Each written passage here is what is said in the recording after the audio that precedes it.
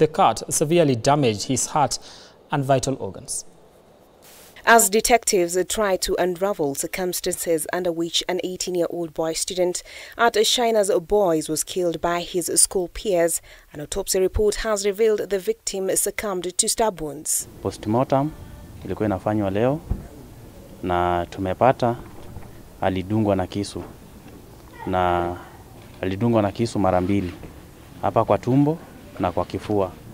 An autopsy conducted at Nakuru Level 5 Hospital provided insights into the fatal injuries. Government pathologist Dr. Titus Ngulungu, who performed the examination, confirmed that Vincent's heart was critically damaged by a deep stab wound to his chest. A second wound to his abdomen caused extensive harm to vital organs, leading to his untimely death. Ilimuua ni ya kifua. Juu ilidunga paka ikafika kwa roho. Imedunga paka roho. So ndio daktari amesema hange survive, na hiyo ndio ilifanya akakufa bila alidungwa. Hata kabla ya kufikishwa hospitali alikuwa ameshakufa. So hiyo kisu ya roho ndio ilimuua kabisa. Alafu hii ilitoa matumbo yote nje. So at least ingekuwa hiyo moja, maybe angetibiwa na angesaidika ama angepona. The weapon used in the attack is yet to be recovered, although reports suggest that the key suspect, a Sudanese national, used a broken piece of glass to carry out the stabbing. At least 8 boys have been apprehended in connection with the murder. 5 of those had reportedly been suspended from school and will be taking their exams at Mbaruk Police Post and Gilgil Police Station. The main suspect in the stabbing had fled the scene to Nairobi but was lured back to the school. The suspects are currently being held in custody as they await further legal proceedings. They are expected to appear in court on the 25th of this month for mention of the case. Bentura Kwamboka for K24 TV, Nairobi. All right. Thank you, Bentura, for that particular report. Away from that, a Nakuru man, Evans Mishori, who confessed to killing women in Mawanga, Bahati constituency in Nakuru County between December 2021 and June 2022, has been sentenced to 28 years in prison. Now, the 27-year-old admitted his involvement in the murder of 2 women and was facing manslaughter charges along with 6 other suspects who are currently on trial for murder. During the period 2021 and June 2022, Nakuru's Mawanga estate became infamous for rising cases of rape and the brutal killings of women. Families were left devastated, mourning the loss of their loved ones. Serikali ya kwetu isusaidie na itufuate sababu ndio watu wako mbali, wako within area. Tunashuku tu ni hao, tunaomba tu tusaidiwe na security. Police arrested 7 individuals in connection with the crimes, including 27-year-old Evans Mishori, who later confessed to killing 2 women during the crime spree. Today, Judge Patricia Gishohi sentenced Mishori, also known as Kibwaro, to serve 12 and 28 years concurrently in prison for his role in the deaths of Beatrice Akinyi and Diana Opicho. Mwenye ameaga ni dadangu. Kama familia tumesikia uchungu kwa wenye wamefanya hii. Mishori pleaded guilty to manslaughter, accepting the lesser charge in exchange for his confession. The violence left residents gripped with fear as memories of the tragic events still haunt the community. Mawanga Estate, once vibrant, has been scarred by its reputation as a crime hotspot. In total, 4 women were killed in cold blood during this tragic period.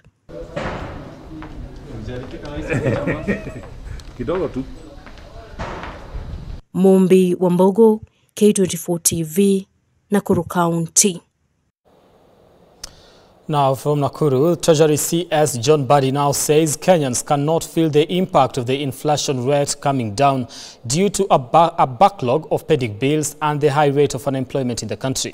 Buddy, who was appearing before the National Assembly Departmental Committee on National Planning, admitted to the government being forced to fund development projects through loans due to a strain in the economy. Ian Ketani now reports.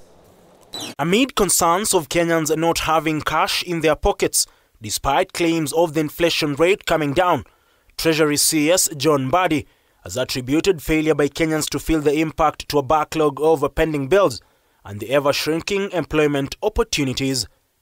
According to the Treasury boss, the pending bills received by the Pending Bills Committee amounts to a staggering 663 billion. Why Kenyans feel they don't have money in their pockets is what we must fix. And that I have talked about the pending bills, which is hurting this and choking this economy, and we are dealing with that. The Pending Bills Committee received a total of 663 billion. Unemployment is a genuine concern to this country. We are releasing a good number of population, trained and skilled, with no jobs. While admitting that the economy has been struggling for a while, Mbadi was quick to defend the government's decision to borrow loans to fund projects, with a huge chunk of the country's budget going to servicing of debts and paying of salaries. Development in this country is financed through borrowing. Our economy has been struggling. We are servicing our debts to the tune of almost 1.1 trillion, over 1 trillion. We are paying not less than 75 billion every month, which is 900 billion. So half of that 1.8 goes to salaries. It is during the session that Mbadi also poked holes on some taxes levied on Kenyans. There is double taxation as of now. If you are being deducted for housing levy and the same amount is being taxed pay as you earn, it is not right. Mbadi, however, noted that Treasury had disbursed funds to counties.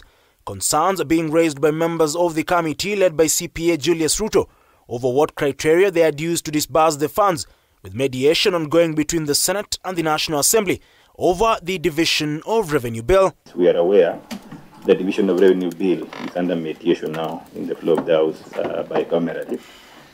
But you should make it clear which law are you using to release this money. But I got legal opinion from the Attorney General, who advised that according to the regulations, and so I think it was a Supreme Court decision, that we could pay up to 50%.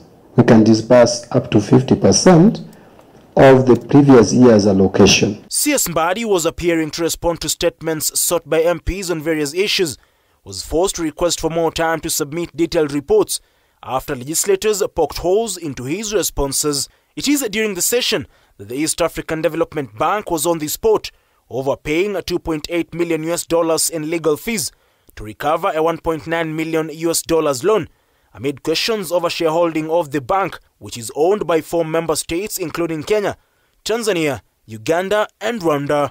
If you could allow me step down all these questions, statements, and I go and prepare comprehensive statements to the questions, response to the statements that members.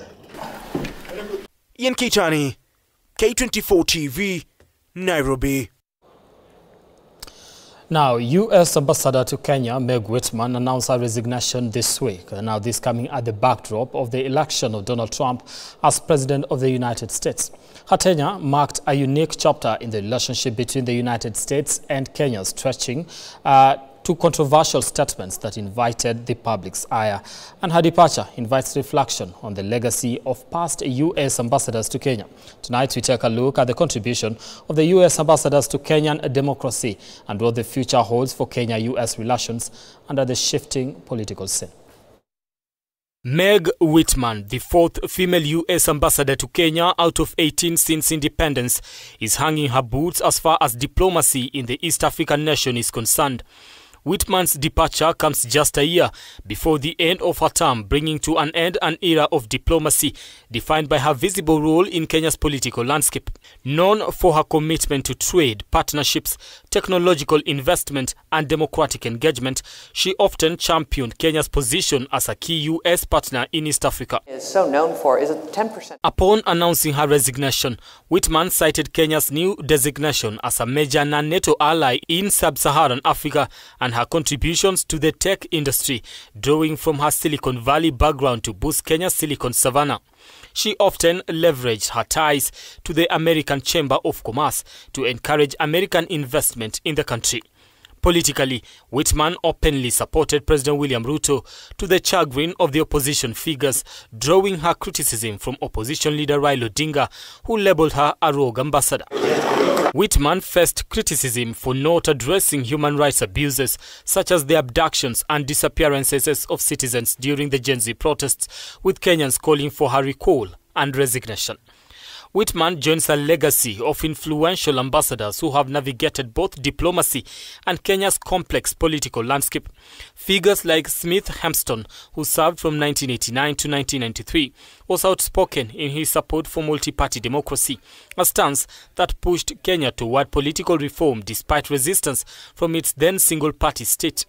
Hempston remains an iconic figure for his vocal advocacy during a pivotal time in Kenya's history. In 2006, Michael Reneberger took a firm stand against corruption, advocating for accountability and transparency amid Kenya's high-profile corruption scandals. His successor, Robert Godek, played a crucial role in peace building after the highly contentious 2017 elections, supporting mediation efforts that prioritized stability over political division.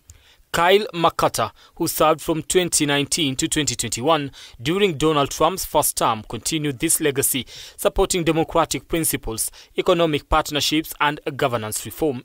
Yet, each ambassador's efforts, while impactful, sometimes met resistance, reflecting the delicate balance between Kenya's sovereignty and the US's democratic ideals. But with Donald Trump's return to the White House, observers believe that Trump's administration may shift focus towards economic partnership, potentially lessening the emphasis on democratic reforms and human rights. Under Trump's previous administration, U.S. policy took a more transactional approach, focusing on strategic interests rather than nation building. When it comes to processing immigration paperwork, in the last Trump presidency, we saw it took a very long time before people were able to attain their legal status. And so with many Africans not being citizens or not being green card holders, will this situation become a problem for them?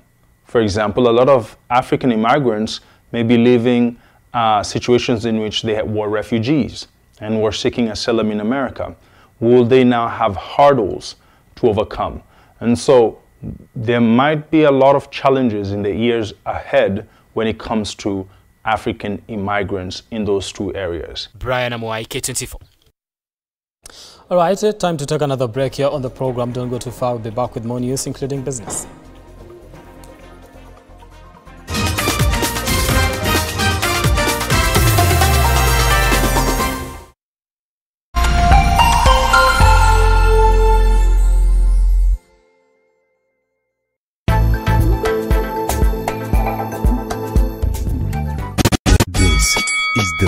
The biggest reggae and rhythm show ever on Kenyan television.